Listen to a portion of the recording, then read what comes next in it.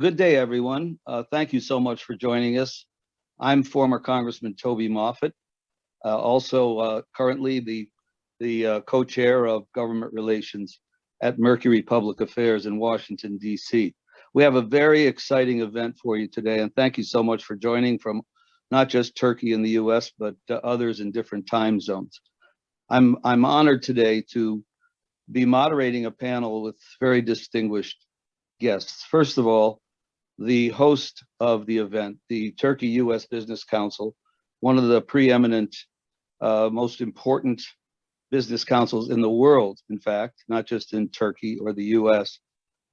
We've been working at Mercury with them for quite some time, and we have been so impressed with their footprint in the United States with Turkish businesses, and you'll hear some of that from the chairman, who I'm about to introduce, but also one of the prominent board members who heads a company called Kortsa. We also have with us today Senator Dodd, Christopher Dodd. He and I served for many, many years in the Congress together. As many of you know, he was the co-author of perhaps the most historic legislation on the financial sector regulation and freedom to operate issues ever. It's called Dodd-Frank. We also have the senior VP from Narrate organization, which is who is Fulya Jin, and as I mentioned, the Kortsa CEO Ali Kaliskan. So we'll come back to all these people very shortly, but I want to introduce our chairman, Mehmet Yalçındag, who has a storied career in the private sector. Go back just to 1990, it's a lot of years ago, but he began with the Dogan Group, advertising and media. He's been involved in numerous mergers, acquisitions. He's been a leader of the Advertising Association in Turkey for a number of years. And as I said, he's the distinguished chairman of this most important business council. I've had the privilege to join him in a number of conversations with members of Congress, House and Senate, where he talks about the links between the Turkish private sector and the US private sector. And they are profound and they are growing extremely fast. I think everyone is aware that the US and Turkey, among other countries, have been looking for ways to work together, in some ways to also counter influence of other large countries doing business in countries around the world. So with that, Mr. Chairman, let me introduce you so that you can welcome our panelists, but also our audience. Congressman Moffett, thank you very much. Good morning to our audience members in the US, and good evening to our audience members in Turkey. I'm Mehmet Ali Yalçındag, and I would like to thank you for joining us in the latest event of the Turkey-US Business Council's Transatlantic Talks series. Green economic development, fortifying supply chains for a sustainable future. With rising sea levels, more intensive natural disasters, and warmer temperatures, smart business solutions are needed now more than ever to build supply chains in a manner that protects the planet while promoting economic development. Turkish companies, including many of TAİK members, are at the forefront of developing business practices that are both economically and environmentally sustainable. Many of these Turkish businesses have significant operations in the United States, where their efforts align with the Biden administration's goals of reducing greenhouse gas emissions by 50% by 2030 and reaching net zero emissions by no later than 2050. Last month, I had a very productive meeting with US Deputy Secretary of Energy, David Turk, to discuss how American and Turkish companies can strengthen supply chains and collaborate on climate-related issues. Recently, Arçelik, Turkish company, announced that it will have an annual production capacity of 2.7 million units for Whirlpool machines made in Turkey. And this month, Turkish bus company Karsan will deliver a fully automated electric bus to the state Michigan. These are just two examples of the innovative work Turkey is doing with American partners in the space of sustainable economic development. Of course, there is a lot more potential to be fulfilled. One TAİK member company with a particularly significant commitment to environmental, social, and corporate governance is Kordsa. Kordsa is listed on the Borsa Istanbul Sustainability Index as one of the highest performing Turkish companies when it comes to corporate sustainability, and received the maximum score for the environmental management criteria. We are delighted to have Kordsa's CEO, Ali Çalışkan, here with us today to talk about how the company has sustained growth while adopting environmentally conscious policies. Today, we are also very honored to have with us former Senator Christopher Dodd. Senator Dodd represented Connecticut in the United States Senate for 30 years and has worked closely with President Joe Biden for decades. While in government, Senator Dodd was a strong advocate for addressing climate change and co-sponsored legislation to sign onto the UN Framework Convention on the Climate Change. Also joining us today is Fulya Koçakçen, the Senior Vice President for ESG issues at the National Association of Real Estate Investment Trust. Ms. Koçak served as the chairwoman of the board for the US Green Business Council National Capital Region chapter, after being named its 2016 Member of the Year. She is also a recipient of the 2015 Woman in Substantially Leadership Award from Green Building Design magazine. Fulya, thank you very much for joining us today. Just today, the US Embassy in Ankara is hosting a Eurasia Green Energy and Clean Technologies Forum to discuss opportunities for renewable energy collaboration. We appreciate the continued attention the US and Turkey are placing on sustainable economic development and look forward to participating in more events like this. I will now turn it over to former Congressman Toby Moffett, who has kindly agreed to moderate the conversation. Thank you and welcome. Congressman Moffett, thank you. Thank you, Mr. Chairman. I appreciate that. And thank you for those wonderful remarks. So what we want to try to do in the coming half hour or 45 minutes is have a robust, compelling discussion that really centers around Turkish and US business collaboration, but in the larger, wider lens, that collaboration taking place in an era that's rapidly changing, particularly from a sustainability point of view. I think we all know that notwithstanding the last American administration, which did not emphasize climate and green approaches to things, the world has gone on and sharply focused on sustainability as it applies to supply chains, on sustainability as it applies to the decisions that are made by CEOs, other corporate officers, and their boards of directors.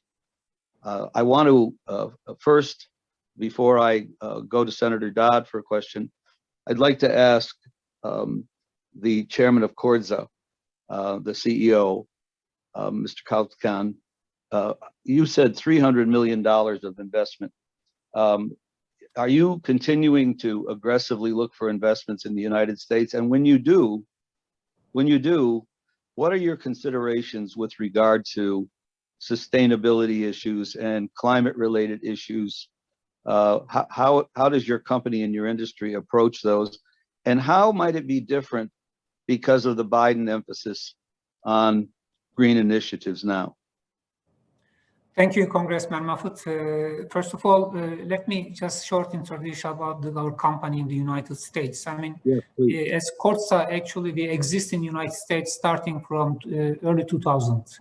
First, we just acquired transferred the technology from DuPont for the nylon 6/6 yarn production in the Chattanooga, Tennessee, the operations. And then we invested for the tire cord fabric production in the North Carolina, Laurel Hill over there, to support all the tire manufacturers in North America. And starting from that day, and with the new investment, actually, that we just realized around $300 million investment about the new technologies and new business line in the United States. Basically, we want to be the composite business in the United States. By nature of this business, actually, sustainability is together with this business itself. Since why I'm saying this one, when we talk about the composite materials, we are talking about the lightening the materials. I mean, replacing the steel or other heavy materials that are going to be used for the producing some vehicles and equipments and other things. We are just replacing this the heavy metals, which are really requires and consuming huge energy and creating a lot of carbon emission to the atmosphere. But with the material that we are producing with the new acquired companies, actually lightening the materials, lightening the equipment. So yeah, as we said in our vision and as we said in our motto, we inspire to reinforce the life. So wherever we do business, wherever we touch, we are really touching the people, touching the nature, and we are reinforcing the life. So that is the motto of Corsa, and that is the vision of Corsa that we are doing business in wherever we do. So in the United States, lately we just acquired the companies such as the Extreme Materials, which is located in Los Angeles, basically producing the very advanced materials. And this company is also certified with the carbon neutrality achievement last year. So the carbon the footprint of this company is almost reached to the zero as of today. So this company, we are producing a high temperature ceramic, the composite materials, which are going to be used in aviation and the aerospace industries, high technology materials, and high temperature composite materials, thin films, and the similar adhesive materials that in this company. Another company, we are producing again interiors, material for the interiors, again aerospace industry, which is we call Advanced Honeycomb Technologies, and located in San Diego. It's a small company, but we invested for the technology.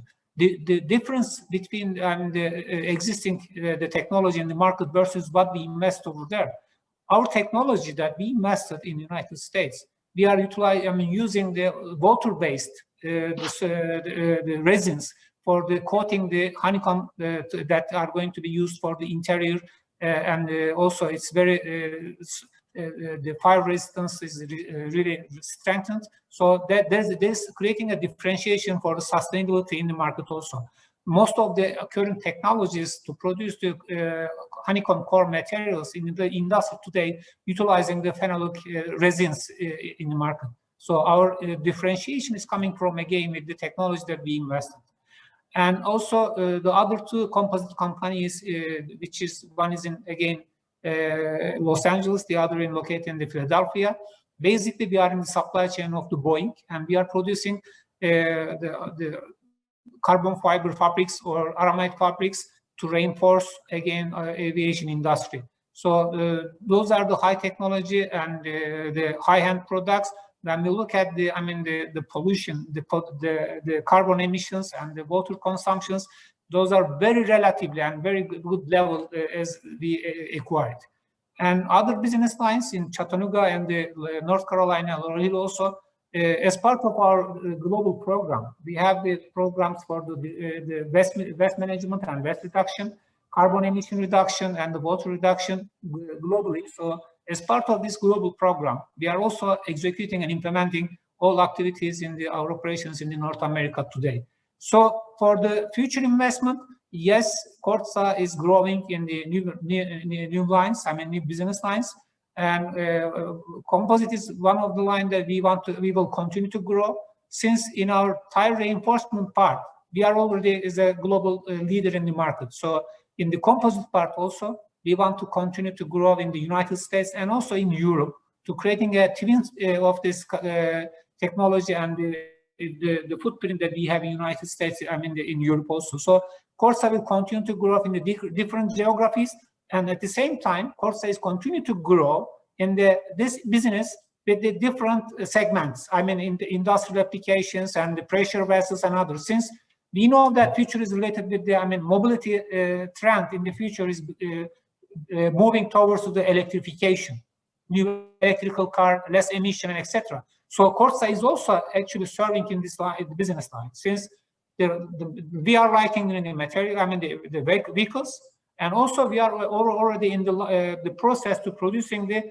battery cases for the electrical cars already. So we are reinforcing the new technology and the sustainable vehicles for the future of the world, actually. Great. That's very, very interesting and very enlightening. And let me ask Fulya Koshapjin to react to that, and because you've had such a impact and such a career in the REIT or REIT industry, and won all sorts of awards for leadership and innovation on sustainability issues. How are you've heard what Mr. Kaliskan said. Do you think that Turkish and other large companies moving into the US, increasing their investment, is there enough focus on sustainability, or does much more need to be done? Thank you for this great question. Throughout my career, sustainability evolved as my career did, and I've seen the most progress, the most momentum in the last few years, and I think this will only be more in the coming years. So my answer is yes, there is some work that is happening now, and it's great progress, but there's so much more to be done. And as it was discussed, Corsa's efforts helping with innovative technologies, that is one part of it. So for a corporation that is investing in US or anywhere in the world at this time, there are two ways of looking at sustainability, hopefully at the same time. The first one is providing sustainability services and products. This includes these innovative technologies and solutions. And the second part of it is being sustainable while doing that. So that is paying attention to greenhouse gas emissions, environmental footprint. And I'll add to that this year, in the past year, and this will continue, environmental justice. You'll hear more of the social components of climate change and environmental efforts, where this is open to all. It's accessible to all communities, and it's equally shared, all the opportunities, and the risks are reduced equally for all communities. So I just wanted to briefly summarize different parts of a corporate sustainability view and how they can create a strategy around sustainability by providing the services and the products, helping others and other corporations and the public, and also being sustainable and responsible while doing so. Thank you. Just one more for you before we go to Senator Dodd. You come from an industry that was hard hit, has been hard hit by the pandemic. Has that increased awareness about sustainability, or has it put sustainability issues on the back burner just because so many people are trying to survive in the industry? Actually, for the real estate industry in US, the ESG efforts, this did not stop. Although pandemic is a huge issue and it was a hit that was unexpected, it got on top of the agenda, but climate change is not any less. It is an existential issue. It is not any less important or any less of a threat to humanity and corporations. So our industry continued their work around ESG. And I'd like to add the fact that the work, the agenda of ESG, you can look at it at different topics. For example, climate change being one of them. We've seen a huge focus on the social aspects of the ESG. This included health and safety. Buildings, we depend on our safety and health in buildings. So that became a huge focus. And of course, social justice, as you know, in US and around the world, many things happened where it was very unfortunate events, but that put the social justice on top of the agenda as well.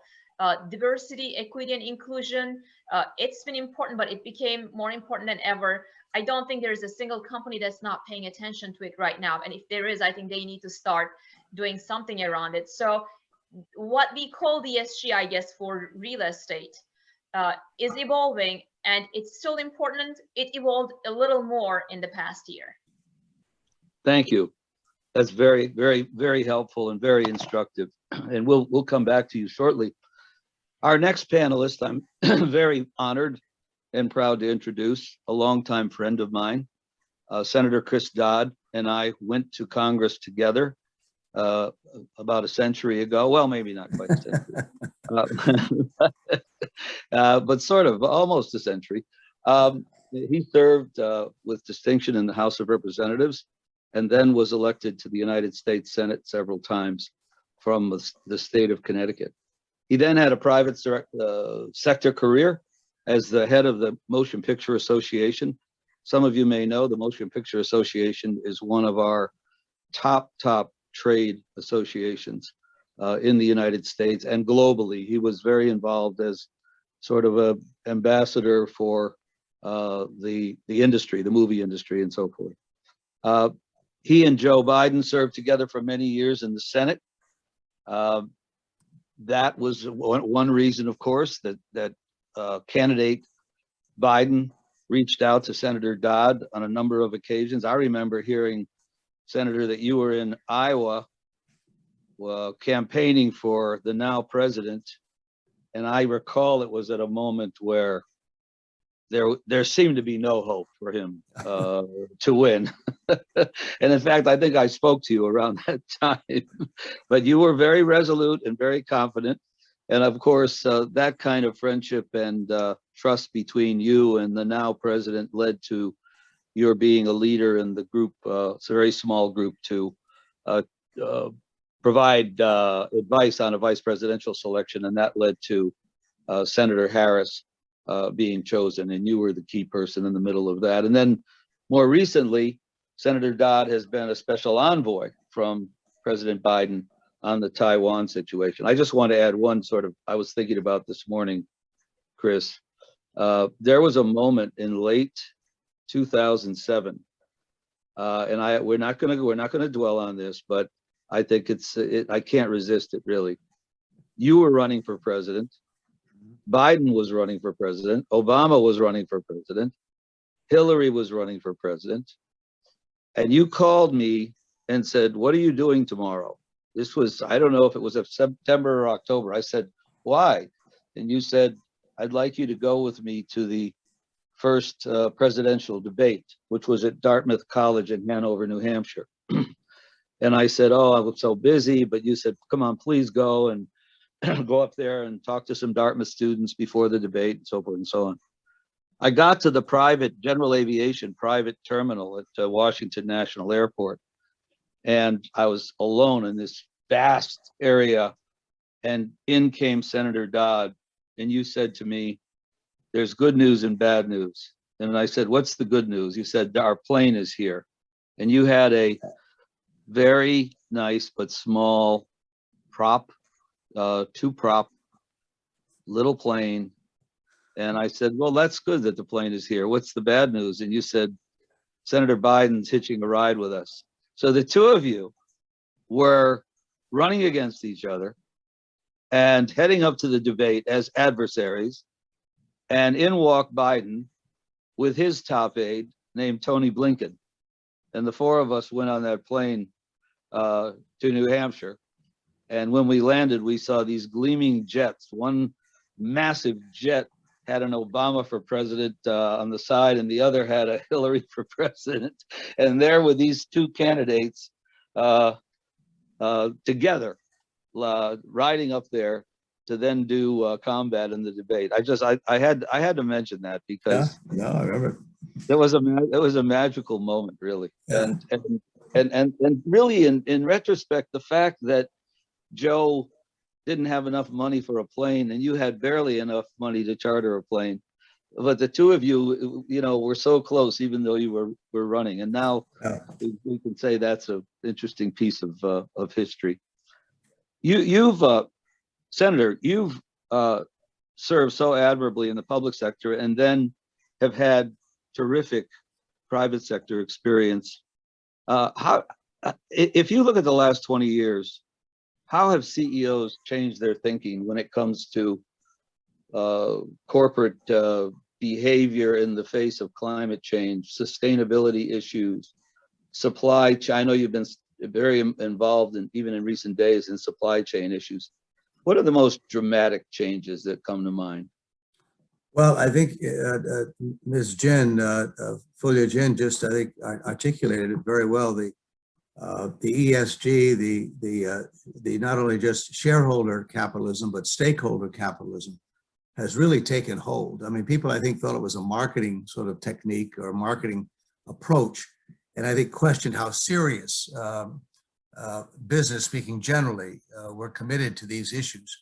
And what we've learned, particularly during the pandemic, is not only were they serious about it, but it's turned out to be profitable.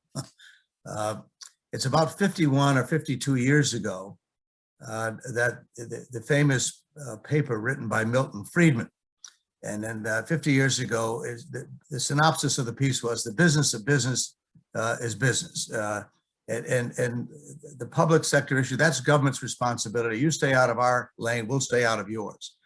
Well, of course, they haven't stayed out of the lane entirely because they have strong views and positions on regulation and taxes and the like. But prior to that time, they didn't use the words ESG or shareholder or stakeholder capitalism, but there was very much, particularly in the wake of the American Depression or the global depression back in the 1930s, there was a deeper involvement with these larger questions that now are becoming part of the agenda of American business and global business. And so I've been deeply impressed with the commitments. There was the letter signed by 182 CEOs a year and a half or so ago, saying that stakeholder interests, ESG issues are important to us, important to our customers, our consumers, and the like. And these are serious matters which we're going to become more involved in. And obviously, climate change has been paramount in that agenda. So I'm very encouraged by what I've seen. And again, it's not just because it's smart politics to market your products by suggesting you care about these issues. I think business has gone way beyond that, as Fulya pointed out. That this is becoming ingrained in part of the seamless garment of doing business, to recognize the importance of these issues. And I think the fact that we're having this conference today with the Turkish-U.S. Business Council is a reflection of that, talking about an issue that is not just one that would be discussed in Congress, for instance, by a select committee or a new administration. That's the Environmental Protection Agency's business, no one else's business. That's not the case at all. And we'll talk about that, I presume, in the time we have remaining. But President Biden has insisted, as part of his agenda, that every single cabinet official has a climate change responsibility, every single one. It's no longer just limited to some handful of regulators. I think this is true globally as well. And I was thinking and sort of getting ready for this meeting, and I'm very impressed by Mr. Kaliskan's comments with Kortza and what he's talking about and what they're doing. Again, he wasn't talking about it because it's a great political decision. It's smart business to be doing what they're doing. The decision of selling those electric buses in Michigan, that's not just, isn't that a nice thing to do? No, it's smart business to be doing this. So I'm much more encouraged by what I'm watching happen in that space. And we're seeing it across the globe. And obviously, what I'm getting at here is, when you think Turkey and the United States, a lot of differences in this, but there are also great similarities in this subject matter. Obviously, the fact that as many Turkish businesses are engaged with the United States in a very direct way, but where we're geographically located as two nations, very far apart from each other geographically, but very similar positions on how climate change is going to be impacting our two countries, let alone the world itself. We're, of course, a nation state with borders. here in Latin America, and we see about the stories of migrations occurring.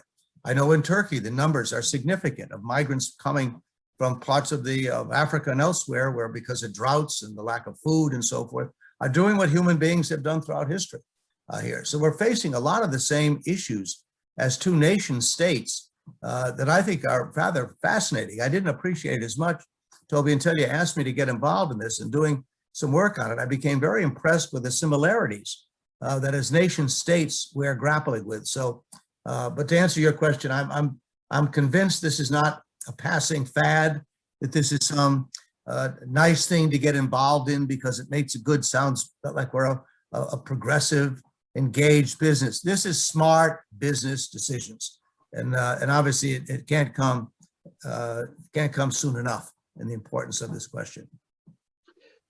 Thank you so much, Senator Dodd. Let me remind you, for those of you who may have joined a bit late, that this is a webinar discussion sponsored by the Turkey U.S. Business Council and its chairman and board members.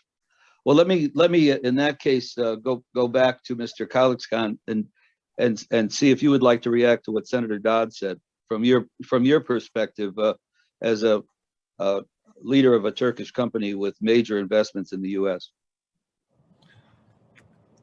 Okay, Mr. Again, Kordsa has a history in the United States. So today, as part of so that's a member of the business council, TAİK council board member. When we discuss with our friends in the Turkish investors and the Turkish businessmen to investing in the United States, of course, one of the key points is the finding the right business line, and so investing and closing, contacting with the local authorities and defining the needs in the market, and also just putting the know-how and the technology that they have together. And I am sure that they can find very good opportunities for the investing in the United States. Since there's a big market over there, there's a big consumer market over there. So I'm sure that this is going to be, very good way to invest in the United States, as we did in Kordsa last 20-25 years in the United States. I mean, could I just ask? I'm sorry. Yeah. Could I just ask, when you're connecting with your entities in the U.S. and presumably you have U.S. partners, if your U.S. partners look at you and ask you what value you're bringing to what they're already doing, what is the biggest value? Is it in terms of capital, or is it in terms of innovation, or combinations of those kinds of things? Actually, I may say that it's a combination. I mean, first of all, I mean, we have the stakeholders, of course, but we do not have any partner in the United States. Almost all the operations that we have in the United States totally belongs to the Kordsa company. But what the United States actually brings to Kordsa, when I look at, first of all, yes, there's a capital opportunity, reaching the finance and reaching the capital over there. It's much easier and safer when we look at for the investment opportunities. But on the other hand, technology also. Of course, Kordsa is a leader in the business. I mean, its own business. I mean, for the tire reinforcement part, we are leading technologies, and with this leading technologies today, we are serving all the global customers around the world. And with this technology and know-how in our main business line, today we are lightening all the mobility, and also they are decreasing the fuel consumption for all the mobility, since we are thus decreasing the durability of the tires for the supporting with the reinforcing materials and supplying such a technologies. But on the other hand, when we acquired the operations, especially for the composite business in the United States, we also captured some technology that's integrated with our current know-how to further develop on the investing on the material science. But so it actually brings both capital and also the opportunity for the technology. It's together, I may say. And maybe go back to Ms. Jen on some of these questions. How do you advise your colleagues in your industry, your company, on what's next from the Biden administration with regard to sustainability, climate change initiative that they're going to have to deal with? Where are you getting your sense of what's about to happen, and then advising your colleagues? Well, since we are a trade association, typically our advice is to a couple hundred real estate companies, which is even a bigger influence. And the advice I'd give to our members or anyone is that disclosures around climate change and other ESG issues are important. And when I say disclosures, it could be in financial documents where in US, as you know, it's SEC regulated. But I tell them that anywhere you disclose, it could be your public website, anywhere you disclose publicly, what you say you do, what you say you believe in, these are important at this time. It is not a PR exercise. It is not a branding exercise.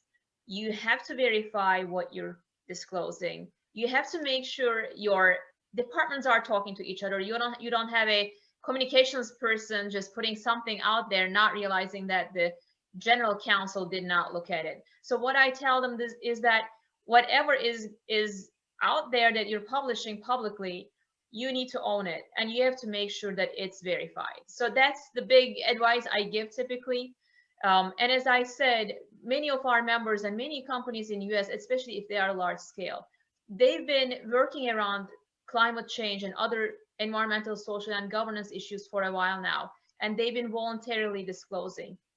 So there is value to, of course, I'd say regulated disclosures are important, but there's a great value to voluntary disclosures where companies can customize what they disclose based on what is material to their businesses, what is a priority for their businesses, because it's hard to make everything apples to apples, and one size does not fit all. So my recommendation to corporations is, yes, regulation is important, you have to comply, but don't just say that this is the only thing I'm responsible of and this is the only thing I want to do.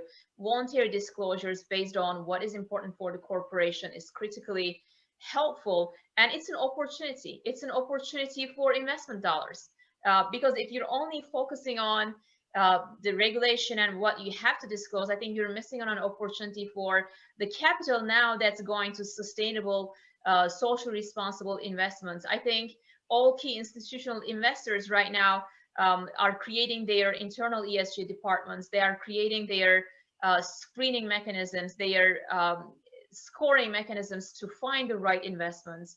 And I'd say that companies should not miss on that opportunity and make sure that they are clearly communicating what they are doing, what their set goals are, how they are governing these set sustainability goals, and they disclose what's correct, what's verified. Great, thank you. Let me go. We have not too many minutes left, but let me go back to Senator Dodd, if I may. Could you give us, even though it's sort of a inside baseball issue to talk about U.S. infrastructure, I think the audience would really like to get your view on what you think is going on with the deliberations, with the outreach to Republicans in the Senate, whether that bears any fruit or not, where you think all this is going with infrastructure, because a lot of the members of this business council, are already involved in infrastructure related projects in the U.S. and I think would appreciate your view on just your guess on what's going to happen here. Well, glad to, Toby, and again, thanks for the invitation to be part of this. And Ms. Jen, let me just pick up on your comments and just comment on it.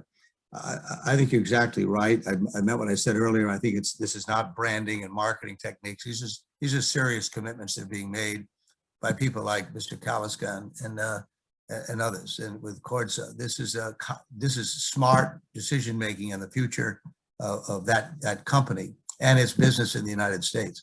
Let me also say, however, it's terribly important that both countries' political communities are reaching out to private sector elements that are going to have a hard time making the transition. and we need transitions as well. There are a lot of companies. I dealt with one the other day in Australia. It employs 80,000 people around the world. 100% of its business is in carbon. It's in iron, it's in copper, it's in coal. It's just, that's the entire work. They're involved in mines in Latin America and Africa and elsewhere. And he's a great advocate of climate change and wants to, he says, tell me, I can't lay off 80,000 people on a day's notice. I mean, I want to be part of the climate change movement. So we're going to have to involve not only just governments, but also the business community to weigh in on the transition periods. I'm fearful that if we ask so much so quickly, that as important as that is, you could end up losing everything. You got to be damn careful, excuse me my language, but I'm just worried that we've got to be thoughtful about that transition. I watched the other day, and President Macron in France wanted to include in the Constitution, the French Constitution, climate change as a provision within the Constitution, and he's run into a problem politically with it. And again, just to say, it isn't going to be easy to get this done. John Kerry's doing a great job, in my view, representing the United States, but he's got his hands full. He's going to do well in Glasgow, I think, with government to government. We all care about these things, but there are other elements, and this is where the business community has to weigh in and be heard. Particularly those like yourself, Mr. Kaliskan, who are deeply committed to climate change issues. You understand them, just as is the chairman of this business council, are committed to this. You need to be talking about how we make that transition as quickly as we can to get to that net zero of carbon footprint. So anyway, I just wanted to pick up on that point. No, that's the question here about what's going to happen. Again, anybody, as you and I both learned over the years, someone once said, the Congress of the United States is the slowest moving organization in the world until it decides to go fast. And then things can happen in a minute. Having watched it for months do nothing, and then boom, all of a sudden something happens very quickly. So I'm going to caution my answer to you by that. Things could change. But as of today, I think the president is going to get a bipartisan bill on infrastructure. It's in everyone's interest. This is not one. You don't want to go home as the Republican congressman from Connecticut, or not from Connecticut, Ohio, or someplace, and voted against infrastructure and the broad terminology of what infrastructure is. So I think Mitch McConnell's making a smart political decision. He's going to probably provide enough votes so that they will end up with a bipartisan bill on infrastructure. Probably not as much as Toby and I would prefer in a bill, but it will be a lot more than we would otherwise be doing. And it's a start. I mean, I learned the painful lesson. Get as much as you can this year, and we'll battle next year for more. But don't end up walking away from whatever they can offer, whatever you can get, and then start from zero all over again the next time you have an opportunity. So I think that's apt to happen. On what we call the family plans, that is, we're dealing with things like childcare, family medical leave, the child tax credit, the refundable tax credit, those issues. That's going to be done through this arcane process called reconciliation. Which allows you to pass matters involving the budget of the United States with a simple majority vote in both chambers. And I believe on those issues, because there's so much political debate about it and so much of a division in the country on whether or not we ought to be doing the things that I believe we ought to be doing, I think the president will try to do it in a bipartisan way, but he understands, I think, pretty early on, this isn't going to happen. So on that one, I think you'll end up with a package being driven through a large package driven through with a 50-vote majority. But on the issues of infrastructure, and this is healthy because I think governors, mayors, Republicans, Democrats, they're in desperate need for these resources to come back to them. So I'm more optimistic, Toby, about the infrastructure package. I could be wrong. See what happens in the next few weeks. But as of lately, all the information I'm getting anyway from people who are talking about it is surprisingly, the infrastructure package may very well be a bipartisan bill, and that's a healthy thing. Great. Well, thank you. I have to apologize to some in our audience who have sent questions in. We just ran out of time. We're sorry we couldn't take all your questions, but we hope on the next program. I apologize. I hope I didn't filibuster in that. No, it's just time, It's so let me thank all of our guests and thank the audience and thank the chairman of this great association and the association staff that works very hard. And we hope all of you enjoyed it. Please feel free to send your questions. We'll I'm sure Senator Dodd would be happy to answer after the program, as will our other guests. So Good. thank you. I'm Toby Moffett. Thanks for joining us. Thank you, Toby. Thank Thank you. you all very much. Enjoyed being a Thank you part. very of this. much. Thanks. Thank Have a you. good day. Thank you. Okay. Thanks. Bye-bye.